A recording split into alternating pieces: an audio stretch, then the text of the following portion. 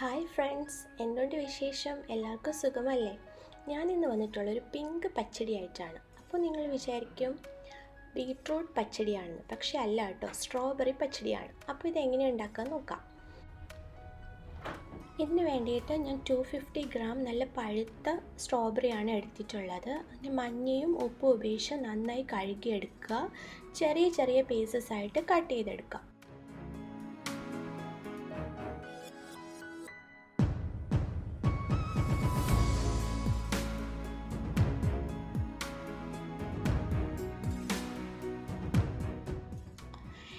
ഇനി ഒരു പാൻ എടുക്കുക. പാൻ എടുത്തിട്ട് അതിലേക്ക് നമ്മൾ ചെറുതായിട്ട് കട്ട് ചെയ്ത് വെച്ചിട്ടുള്ള സ്ട്രോബെറീസ് അതിലേക്ക് ഇട്ട് കൊടുക്കുക.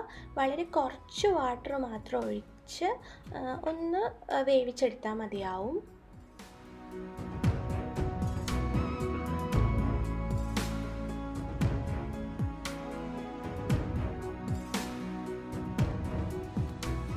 പച്ചടിക്ക് ആവശ്യമായിട്ടുള്ള അരപ്പുണ്ടാക്കാം നമുക്ക്. അപ്പോൾ എൻ്റെ കയ്യിൽ ഷെഡഡ് കോക്കനട്ട് ഉള്ളതുകൊണ്ടാണ് ഞാൻ അതെടുത്തത്. നമ്മൾ സാധാരണ തേങ്ങ ചിരകി എടുത്താലും മതിയാവും. അതൊരു അരക്കപ്പ് വേണം. അതിൽ ഒരു മുളക്, ഒരു ഗ്രീൻ ചില്ലി, പിന്നെ കുറച്ച് കുമിൻ സീഡ്, പിന്നെ കുറച്ച് സാൾട്ട്. എന്നിട്ട് വളരെ കുറച്ച് വെള്ളം മാത്രമേ നമുക്ക് ഇതിൽ ഒഴിച്ചാൽ മതിയാവും. കാരണം കൂടുതൽ വെള്ളം ഒഴിച്ചാൽ നമ്മുടെ പച്ചടിക്ക് ഒത്തിരി വെള്ളമായി പോവും. അതുകൊണ്ട് കുറച്ച് വെള്ളം ഒഴിച്ചിട്ട് അരച്ചെടുത്തിട്ട് വരാം. ഇപ്പോൾ സ്ട്രോബെറി നന്നായി വെന്ത് വന്നിട്ടുണ്ട്.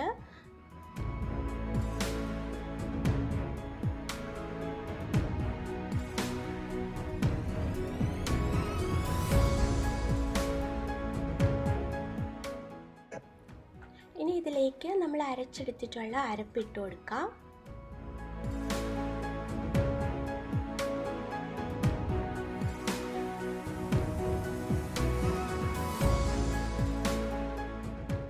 മീഡിയം ഫ്ലെയിമിലിട്ട് പച്ചടി തിക്കാവുന്ന വരെ ഒന്ന് ഇളക്കി കൊടുക്കാം. ഇപ്പോൾ നല്ല തിക്കായി വന്നിട്ടുണ്ട്. ഇനി നമുക്ക് ഗ്യാസ് ഓഫ് ചെയ്ത് വയ്ക്കാം. ഇപ്പോൾ പച്ചടി ചെറുതായിട്ട് ആറി വന്നിട്ടുണ്ട്. അപ്പോൾ ചെറുതായിട്ട് ആറിയതിന് ശേഷം മാത്രം നമുക്ക് തൈര് ഒഴിച്ചു കൊടുക്കാവൂ. ഞാൻ അരക്കപ്പ് തൈര് എടുത്തിട്ടുണ്ടായിരുന്നു. അപ്പോൾ അത് ഞാൻ മിക്സിയിൽ അടിച്ചെടുത്തിട്ടുണ്ട്. കാരണം അതിൽ കട്ടകളൊന്നും ഇല്ലാണ്ട് കിട്ടും. അതിന് വേണ്ടിയിട്ടാണ്.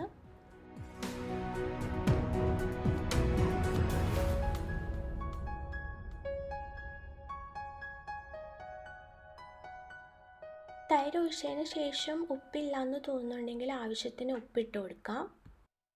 ഇപ്പം നമ്മുടെ പിങ്ക് പച്ചടി അല്ലെങ്കിൽ സ്ട്രോബെറി പച്ചടി റെഡി ആയിട്ടുണ്ട്. ഇനി നമുക്കൊരു സംഭവം കൂടി വേണം.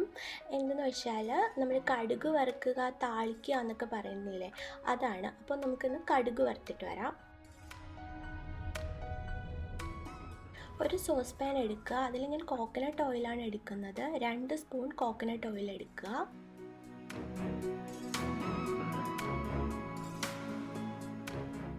അര സ്പൂൺ മസ്റ്റാർഡ്, 2 റെഡ് ചില്ലി, പിന്നെ കുറച്ച് കറി ലീവ്സ് എല്ലാം കൂടി നമുക്ക് എണ്ണയിലിട്ട് പൊട്ടിച്ചെടുക്കാം.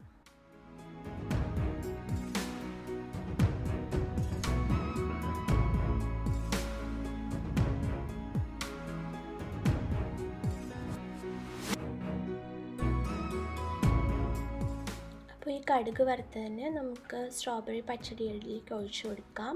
അപ്പോൾ നമ്മുടെ കിടിലം സ്ട്രോബെറി പച്ചടി റെഡി ആയിട്ടുണ്ട്. ഞാനിത് തിരുവോണത്തിന് ആദ്യമായിട്ട് ഉണ്ടാക്കിയതാണ്. നല്ല ടേസ്റ്റായിരുന്നു.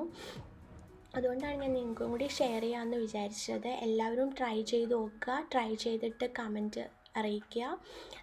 ഇഷ്ടപ്പെട്ടാൽ ലൈക്ക് ചെയ്യുക.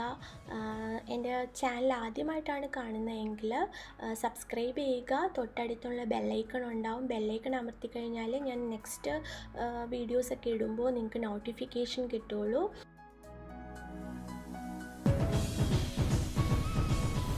ഈ സ്ട്രോബെറി പച്ചടി എല്ലാവർക്കും ഇഷ്ടമായാൽ ഫ്രണ്ട്സിനൊക്കെ ഷെയർ ചെയ്ത് സപ്പോർട്ട് ചെയ്യുക. പിന്നെ എന്താ പറയുക, എല്ലാവരും എൻ്റെ ചാനൽ വാച്ച് ചെയ്യുക, വീഡിയോസൊക്കെ വാച്ച് ചെയ്യുക. പിന്നെ അടുത്തൊരു അടിപൊളി വീഡിയോ ആയിട്ട് വരുന്നവർക്കും എല്ലാവർക്കും ബൈ ബൈ. ഹെൽത്തി ആയി ഹാപ്പി ആയിട്ടിരിക്കുക.